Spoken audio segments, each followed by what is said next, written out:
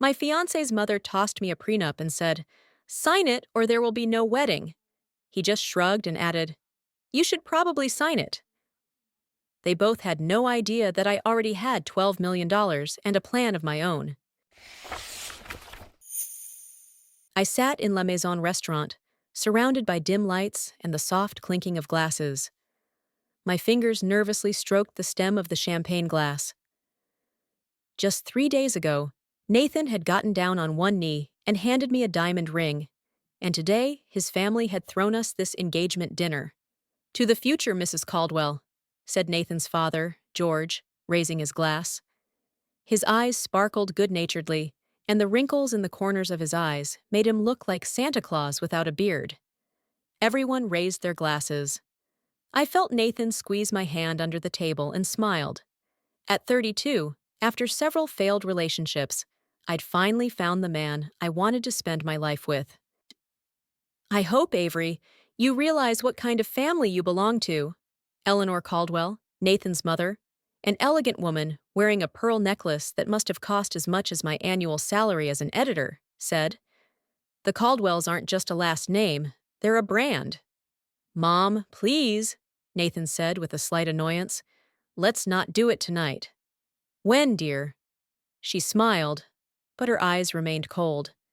After the wedding, it would be too late to discuss the details.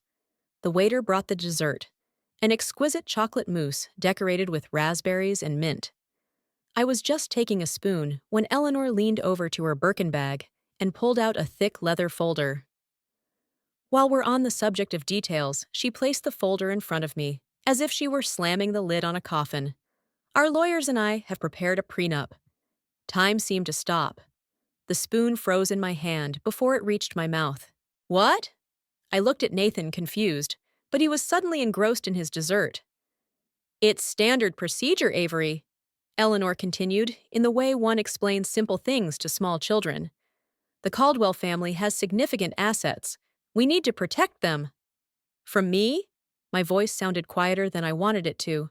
"From unforeseen circumstances," she clarified. "Sign before the wedding, or there won't be one."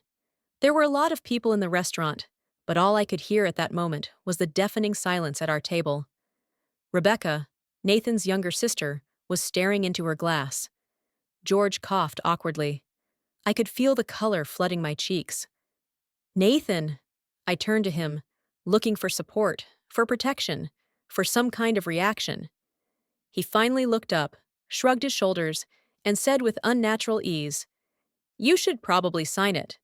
It's just a formality." Something inside me snapped at that moment. Not because of the contract, I knew it was business, but because of the betrayal. Because he hadn't taken my side, hadn't asked my mother to postpone this conversation, hadn't protected me from this public humiliation.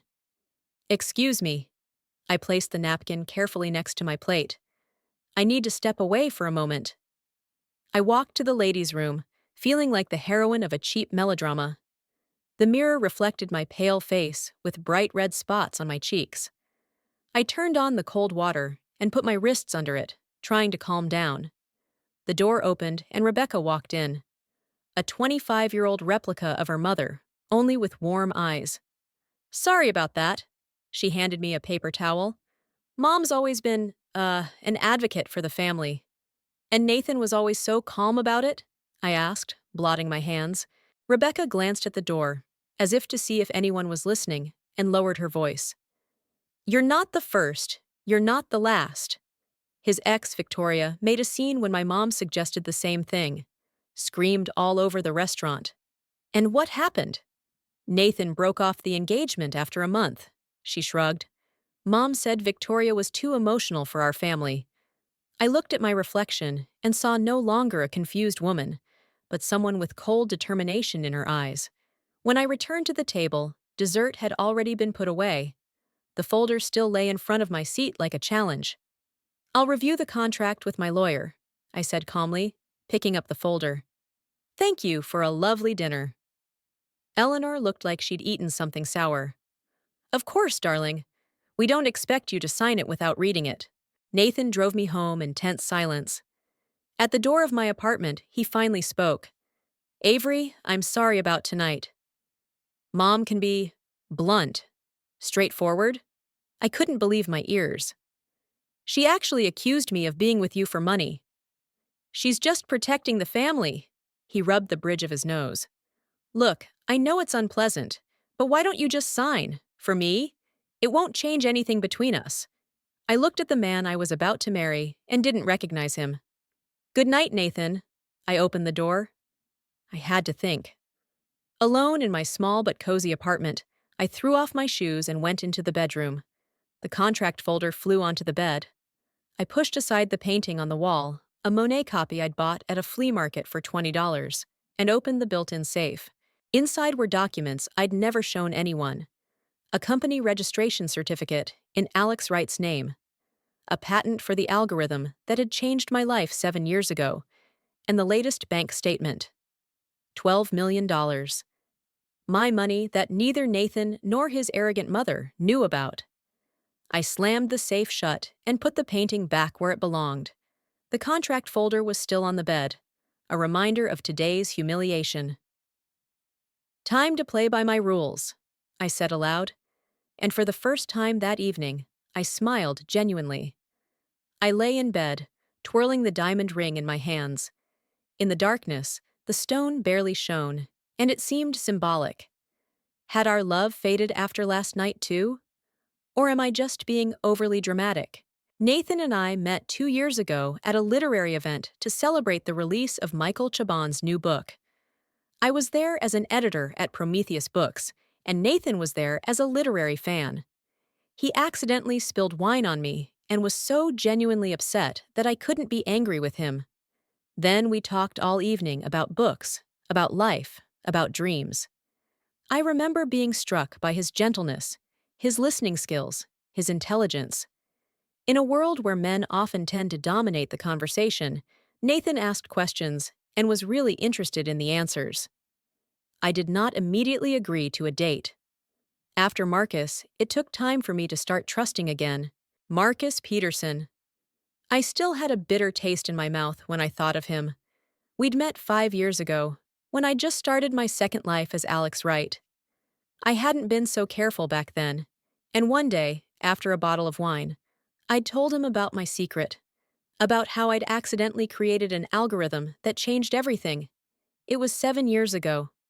I had just graduated from college with a degree in English literature and was working as an administrator at a small IT company, trying to save up for graduate school. I only knew the basics of programming, self-taught, with a couple online courses under my belt. My mom raised me alone, working 2 jobs to pay for my schooling. Avery, she used to say, the only thing you can count on in this life is yourself. So I was always looking for ways to work part-time. At work, I noticed patterns in the way information spread on social media, which posts went viral, which ones died unheeded. I started recording observations, then built a simple model, then complicated it. Over 3 months of sleepless nights, an algorithm was born, capable of predicting with 95% accuracy what content would shoot in the network. I showed it to my boss, thinking I'd get a bonus or a promotion. He brushed it off, saying it was an interesting toy. A week later, I learned that he was trying to patent my algorithm in his own name. Thanks to the advice of a college professor, I quickly filed the patent myself, but decided to use a pseudonym, Alex Wright, a name that sounded neutral enough to not give away either gender or age. I set up a separate email address, hired a lawyer, and sold my invention to Tech Giant Corporation for 6 zeros. They didn't even see my face. All negotiations were conducted via email or through a lawyer. Money changed my life, but I decided not to change myself. I quit my job at an IT company and found a job as an editor, something I had always dreamed of. No one knew that humble editor Avery Prescott had millions in her account. I continued to rent a small apartment, ride the subway, and buy clothes on sale, not out of stinginess, but because that life seemed real. I invested some of my money in investments. Some of it I donated anonymously to charity. Gradually, I began working as a consultant under the name of Alex Wright. Companies paid tens of thousands of dollars for my recommendations on marketing strategies. For these meetings, I wore business suits, kept my hair in a tight bun, and spoke in a lower voice. No one ever suspected that energetic, confident Alex and quiet, dreamy Avery were the same person. And then there was Marcus. Handsome, charismatic, ambitious. He worked at a competitor's publishing house and seemed like the perfect man. Until the night I told him the truth. The next day, he offered to invest in his startup. A week later, to move into a bigger apartment. A month later, I found him discussing with his friends how he would spend his rich girlfriend's money. I ended the relationship the same day and vowed not to reveal my secret to anyone else. So when Nathan came into my life, I decided that he would never know about Alex Wright. He fell in love with me, Avery, an editor with a slightly above-average salary who loves old movies and bakes terrible cupcakes on Sundays. I'd never been to his parents' house before we got engaged. We met in the city, in neutral places. He talked about his mother, but his stories seemed like amusing anecdotes about a demanding but loving woman. It was only yesterday that I realized how much control Eleanor Caldwell had over her son's life. She looked at me like I was an inheritance hunter trapping her innocent boy. Perhaps that was what all her glances at Nathan's brides were like, judgmental, cold, full of suspicion. If only she knew that my fortune was probably comparable to theirs. I sighed and put the ring on the bedside table. The clock read 2 in the morning, and I had to be at the publisher's office by 9. I was almost dozing off when my phone vibrated. Maya, my best friend since college, and the only person who knew both of my lives. Avery, I know it's late, but I just saw your missed call. Her voice sounded concerned. What happened? Imagine, I sat up on the bed. Nathan's mother threw me a prenup in the middle of the engagement dinner. What? Maya didn't hide her outrage. And Nathan? He said I should sign it. It was just a formality. Damn it, Maya cursed. As a lawyer for a big company, she knew the value of such formalities. Do you want me to take a look at that contract? That would be great. I rubbed my eyes. Tomorrow night? Sure, she agreed. My place or yours? My place, I yawned. I'll order something for dinner. Great. I heard the familiar steely tone in her voice. Maya, in lawyer mode, was a fearsome force. And Avery, don't sign anything until we talk. I smiled into the darkness. Don't worry, I have my own plan. It's the most mugging document I've seen in my entire career. Maya set the folder aside and sipped her wine. And I work in corporate law, Avery. I've seen contracts written by real sharks. We sat in my living room, among boxes of Chinese food. Maya had arrived right after work, still in her business suit, but with her hair loose, a sign that the official part of the day was over. That bad? I raised my eyebrows, though after last night's dinner, nothing could surprise me. Under this contract, you get nothing in the divorce. Nothing at all. Maya flexed her fingers. Even if you live together for 30 years, even if you bear him 5 children, even if you gave up your career to support his business. I chewed on the noodles in silence. And that's not all, Maya continued, flipping through the pages. There's a clause here that says that any property acquired during the marriage is automatically his unless proven otherwise. Even if you buy something with your own money, you have to document it. They think I'm after their money, I grinned. Obviously. And they also want to hedge against everything. Maya slammed the folder shut. My recommendation as a lawyer? Run away from this marriage. My recommendation as a friend? Run away too. I twirled my chopsticks thoughtfully in my hands. It was more complicated than Maya knew. I still loved Nathan. I liked his quiet humor, his passion for books, his warmth. But this contract and his behavior at dinner had exposed a crack in our relationship that I hadn't noticed before. What if I played along? I finally spoke up. Say I'd be willing to consider the contract with a few changes? Maya squinted at me. What are you up to, Avery? I want to understand how deeply Nathan is influenced by his mother, I answered. And if he really loves me, or if he is just comfortable being with me. Maya knew me too well. Are you going to use your money? She asked bluntly. Maybe, I shrugged. But not in the way you think. Over the next 2 weeks, I watched the Caldwells' attitude toward me change. I called Eleanor and told her I was ready to discuss the contract, but I'd like to make a few small changes. Her voice cooled 10 degrees. Of course, dear. Our lawyers will be happy to consider your suggestions. Since then, Nathan had become more distant. He canceled 2 of our dates, citing work. When we saw each other, he seemed distracted, constantly checking his phone. I knew what was behind it. Eleanor was probably calling him every hour, reminding him of my selfishness. 2 weeks later, we had another family dinner at the Caldwells. This time, it was at their house, a massive colonial-style mansion with columns that looked like it had stepped off the pages of Architectural Digest magazine.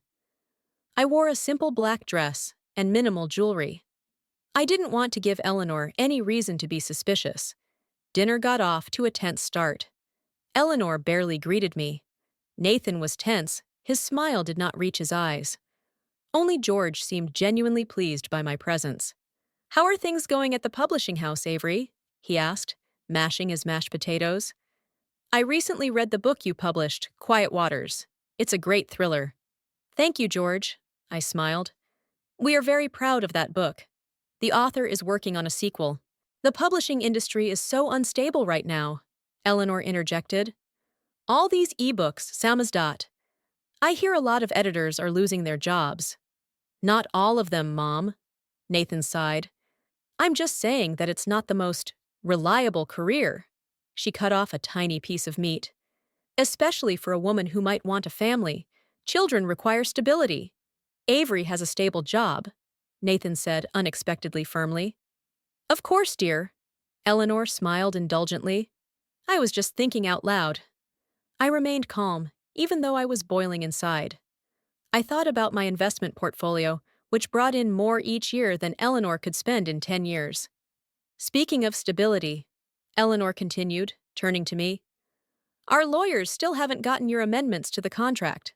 I hope you haven't changed your mind." "Mom," Nathan said warningly, "not now." "When, honey?" She put down her fork. "The wedding is in 3 months. Everything has to be arranged in advance. Or does Avery think he can just walk into our family with no strings attached?" I carefully blotted my lips with my napkin. "Eleanor, I understand your concern for the family's well-being, but the contract you've proposed seems a little too one-sided." "One-sided?" Her eyes narrowed. "You come into this family empty-handed and you want equal rights?" "Mom!" Nathan raised his voice. "What, darling?" "I'm telling the truth." Eleanor kept her eyes on me. "Our family has been building a fortune for generations. And what will she bring? The ability to edit other people's books?" I felt the color flood my cheeks, not from embarrassment, but from anger. "I'm not after your money, Eleanor," I said quietly but firmly. "Of course not, darling." Her smile was as sweet as poisoned honey. "You just happened to fall in love with a wealthy man." There was a heavy silence at the table. Nathan stared at his plate, clearly hesitant to intervene on my behalf. Rebecca twirled her ring nervously on her finger. "That's enough, Eleanor," George said firmly, hitting the table with his palm. Everyone flinched. This tone from the usually gentle George was a surprise. "You're out of line. Avery is a guest in our home and our son's future wife. I will not allow you to insult her at our table." Eleanor looked like she'd been punched. "George, No?" He shook his head. 35 years I've let you behave like this. 35 years I kept quiet when you interfered in our children's lives. But I won't take it anymore." He turned to me. "Avery, I'm sorry about tonight. You deserve a better reception." Eleanor stood up from the table. "If you've all decided I'm a villain, I'm out of here. Enjoy your meal." She left the room, leaving an icy silence behind her. After dinner, Nathan insisted on driving me home. In the car, he spoke for the first time that evening. "I'm sorry about Mom. She's not always like this." "I think she is, Nathan." I looked out the window at the city lights. "The question is why you let her treat me like this." He was silent for a long time, and then he pulled over and stopped the car. Avery, there's something I need to tell you. His voice sounded tired. My company is on the verge of bankruptcy. It was unexpected. Nathan ran a small investment firm, which he said was growing steadily. What happened? I asked. I invested too much in one project and it failed. He rubbed his face with his hands. My mom gave me seed money 5 years ago. If the company goes bankrupt, that money is gone. That's why she's so insistent on the contract. She wants to protect what's left of the family fortune. And you didn't say anything to me? I couldn't believe it. All those weeks while we were planning the wedding, I didn't want to bother you. He looked so lost, my heart squeezed despite the hurt. I thought I could make it up to you. Nathan, I turned to him. Relationships are built on trust. You should have told me, I know. He nodded. It's just, my mom always said that a man should take care of his own financial problems, that to show weakness was to lose respect. In that moment, I realized how deeply Eleanor controlled her son. All his decisions, all his values were shaped by her. Did you ever contradict her? I asked quietly. He hesitated, and the pause was enough for an answer. At home, I could not sleep for a long time. The image of the lost Nathan stood before my eyes. I still loved him, but now I saw more clearly that he was a prisoner of his mother, unable to make his own choices. I wanted to help him, but I was not sure he was ready to accept help. At 3 in the morning, I got up, turned on my laptop, and wrote an email to my financial advisor, the only person, besides Maya, who knew both of my identities.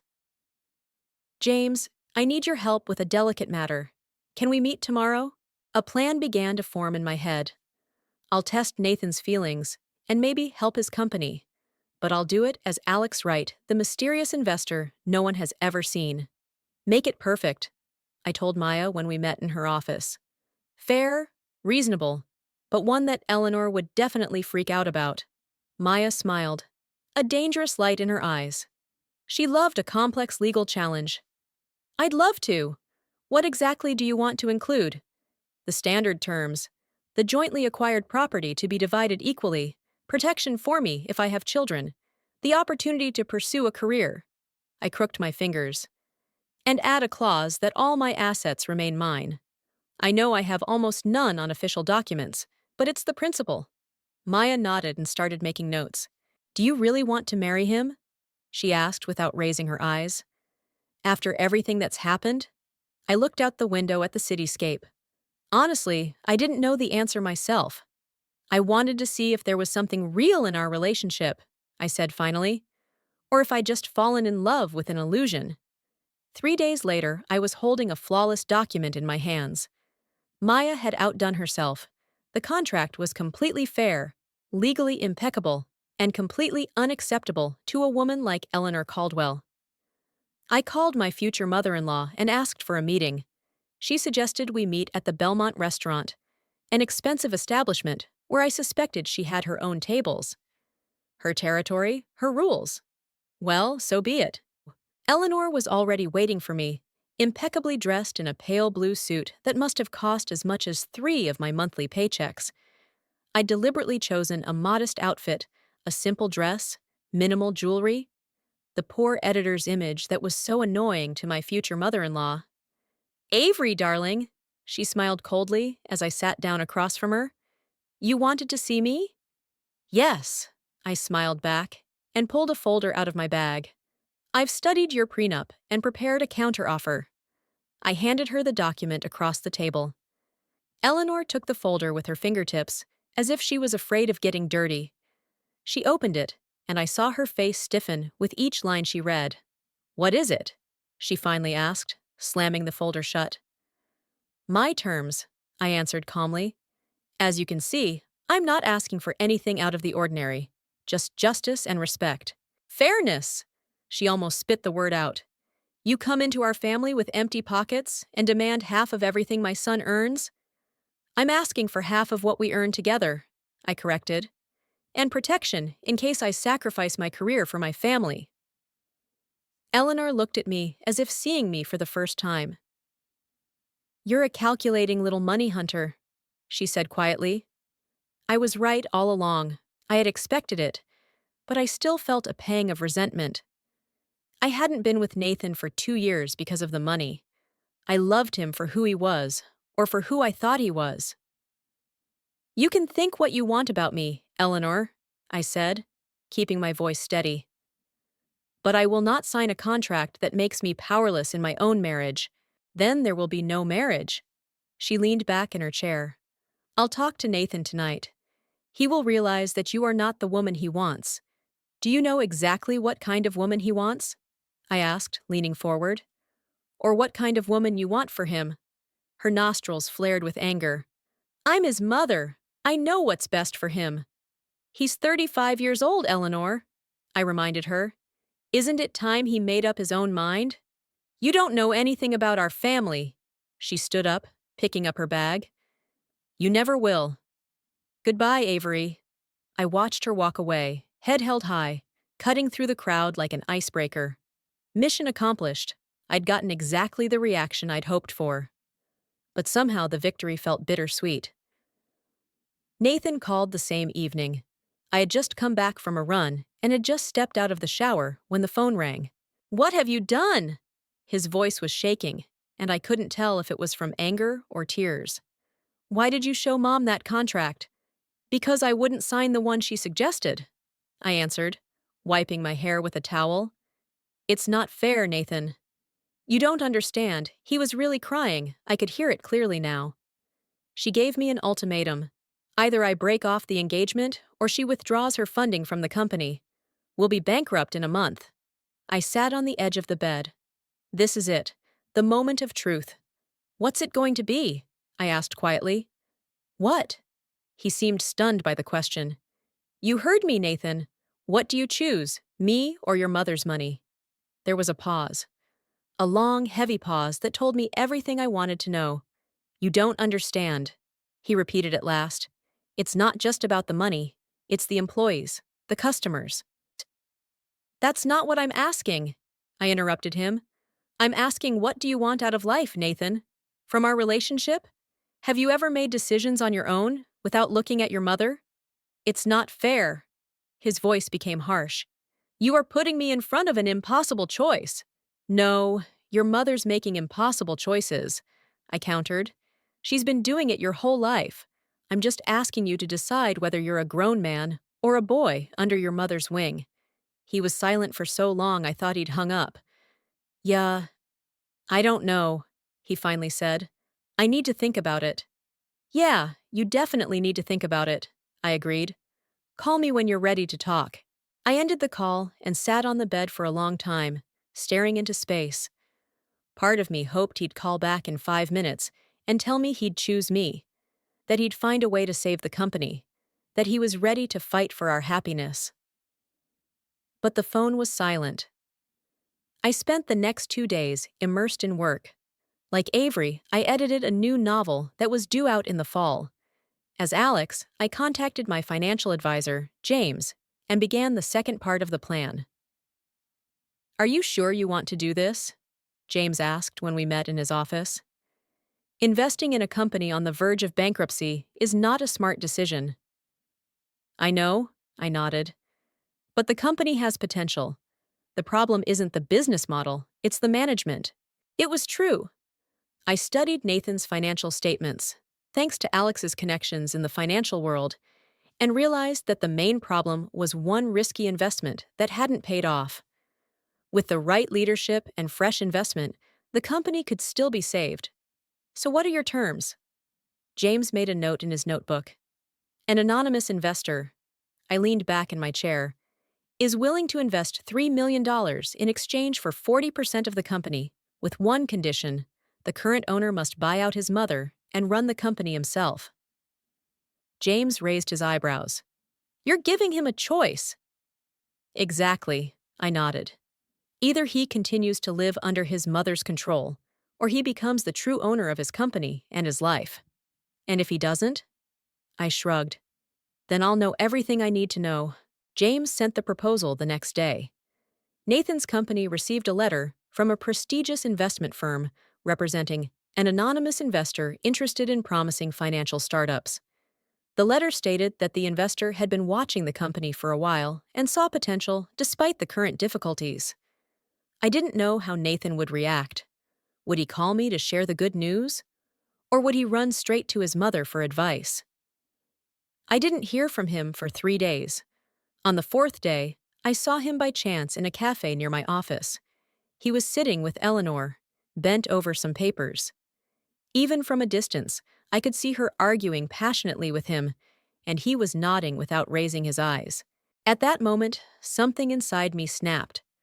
I finally saw him for what he really was, not the strong, confident man I'd come to love, but a man unable to make a decision without my mother's approval. At home, I took the ring off and put it in my jewelry box. Maybe I'd been too harsh. Maybe we both needed more time. But I couldn't shake the thought that I'd fallen in love with an image, not a real person. I thought of Rebecca, his sister, who had whispered to me in the restaurant, "You're not the first. You're not the last." How many women have gone through that? How many of them had hoped that Nathan would change, that he would find the strength to stand up to his mother? The next day, I decided to do what I should have done from the beginning. I called Nathan and asked him to meet me. We had to talk frankly, without games and manipulations on both sides. We met in a park, neutral territory. The day was overcast.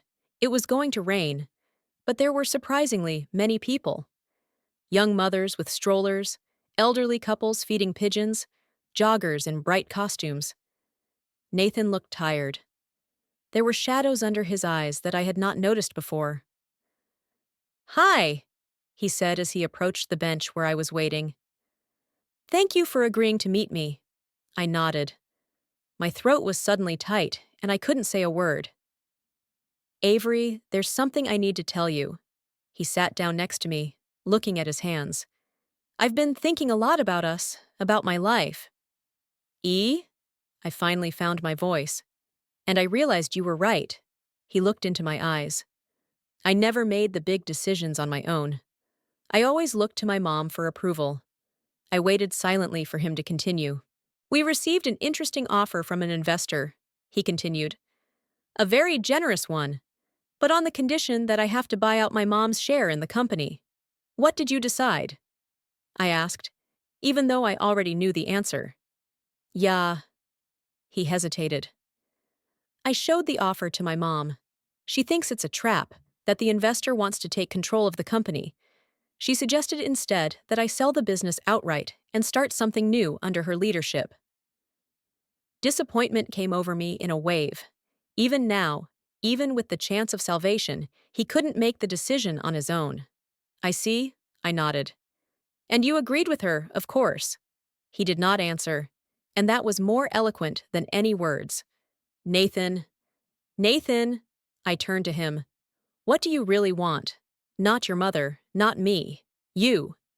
He opened his mouth, closed it, opened it again, and I realized he didn't know.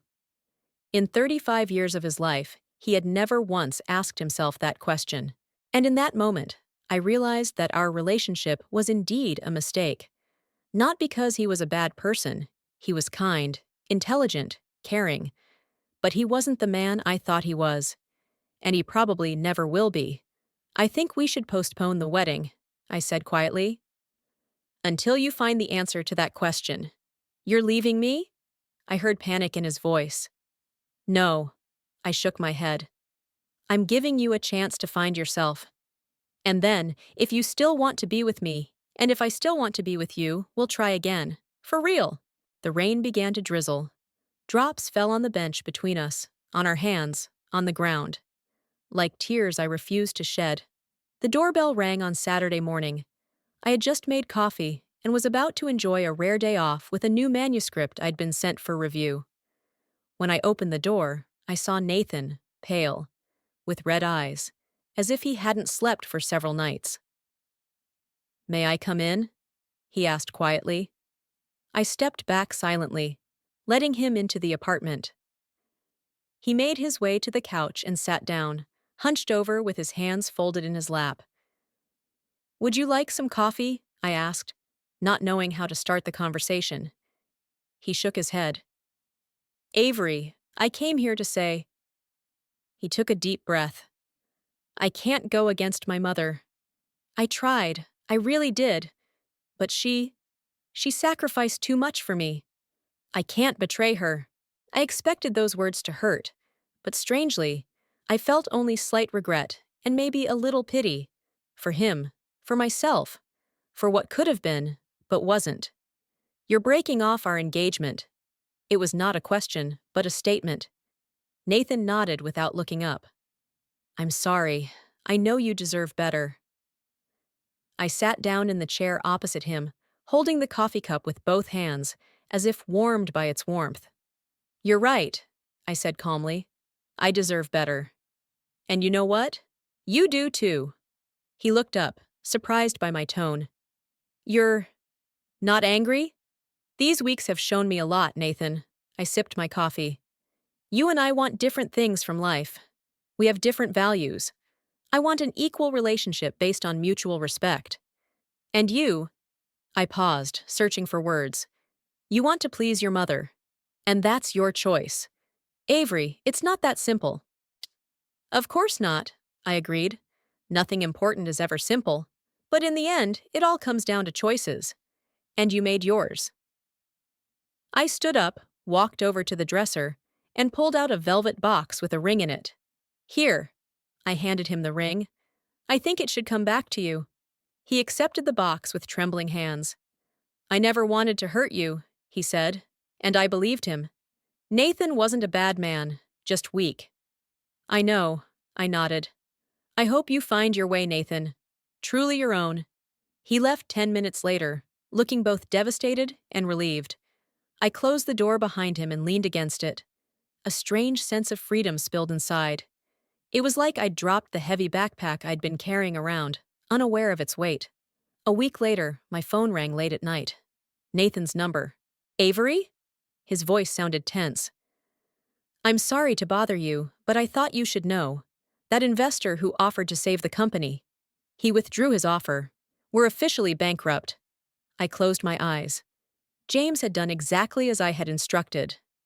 I'm sorry, Nathan, I said sincerely. Yes, well... He tried to laugh, but it came out bitter. Maybe it's better this way. I'll start over. After a pause, he added, I miss you, Avery. This was the moment I'd been waiting for. It was now or never. Nathan, we need to meet, I said firmly. There's something you need to know. I set up a meeting at the office in the business center the next day. Not at the publishing house where I worked as Avery, but at the spacious, modern office I had rented for meetings as Alex Wright. Nathan showed up exactly at the appointed time. The receptionist, the only person who saw me in both guises and kept my secret, escorted him to the conference room where I waited. In a strict business suit, with my hair gathered in a tight bundle, wearing simple glasses that gave me a more serious look. When he walked in, his eyes widened with surprise. Avery, what's going on?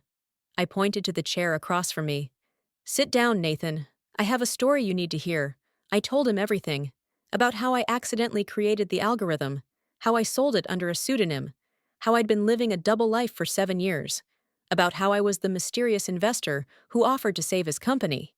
He listened without interrupting, his face changing from shock to disbelief, then to understanding, and finally to something akin to admiration. All this time, he shook his head. $12 million?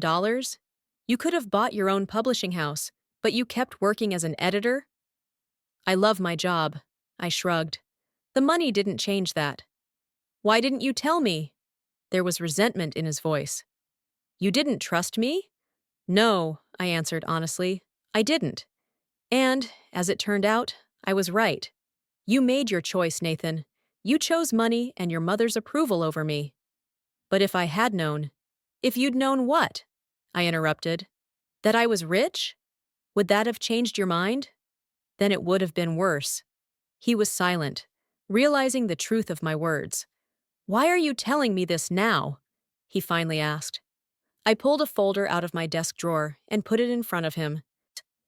Because I still believe in your company, in your potential, and I'm ready to invest in it $2 million for 30% of the shares. Nathan looked at me as if he were seeing me for the first time. But only as a business partner, I continued, with a clear contract, no personal relationship. Avery. He reached for my hand, but I pulled away. I'm not mad at you, Nathan, I said softly. But I realized that I deserved a man who would be there for me through the hard times, who will choose me over money, who will love me and not what I can give him. I can change, he said with desperation in his voice. Give me another chance. Maybe you can, I nodded. But not for me and not because of me. You have to do this for you. I pointed to the folder. Think about the offer. It's open until the end of the week. 6 months later, I stood on a small stage in the new Phoenix Press facility, my publishing house. Authors, editors, friends, and partners were gathered around. We were celebrating the official opening. I've always dreamed of creating a place where the stories of strong, independent women could find their voice, I said into the microphone, where authors can tell the truth without fear or doubt. Today, this dream has become a reality. After the official part, when the guests scattered around the room with glasses of champagne, George Caldwell came up to me. He looked younger than I remembered, as if he'd taken a weight off his shoulders. Impressive speech, Avery, he smiled. And an impressive accomplishment. George, I was genuinely pleased to see him. It's good to see you. How are you? Free? His smile grew wider. After 35 years of marriage, I'd finally found the courage to file for divorce. Eleanor wasn't thrilled, as you can imagine. I can only guess, I smiled back. How is Nathan? Better than ever, George nodded. Your investment saved the company. And more importantly, you saved him from a life under his mother's control. I knew that. Nathan accepted my offer and bought Eleanor's stake in the company. Our relationship became strictly business. I was a passive investor, giving him complete freedom in management. The reports showed that the business was slowly but surely recovering. I wanted to thank you, George continued. You helped not only him, but me as well. Seeing my son finally standing on his own 2 feet gave me the courage to do the same. I'm happy for both of you, I said sincerely. As the evening drew to a close, my assistant approached me with a folder in hand. Miss Prescott, the manuscript you've been waiting for has arrived. The author asked me to give it to you personally. I opened the folder. On the first page was a note. I hope my story resonates with you. Perhaps we could discuss it over coffee. Yours sincerely, Daniel Gardner. I smiled. The first lines of the manuscript had already captured me. I picked up my phone and texted back, my pleasure. Tomorrow at 2? After sending the message, I looked around. My publishing house, my books, my life, my real life, without masks or pretense. I wasn't going to hide who I really was anymore. Avery Prescott or Alex Wright. In the end, it was always me. A woman who knew her worth and was willing to stand up for it, no matter what anyone else thought. Любі глядачі, дякую вам за перегляд, ставте лайки та підписуйтесь на канал. Також напишіть в коментарях, чи погоджуєтесь ви з Дженніфер, чи вона мала розказати все матері, чи ні, чи мала все розказати своєму коханцю щодо свого чоловіка, чи ні. І також прокоментуйте, чи вам сподобалось це відео.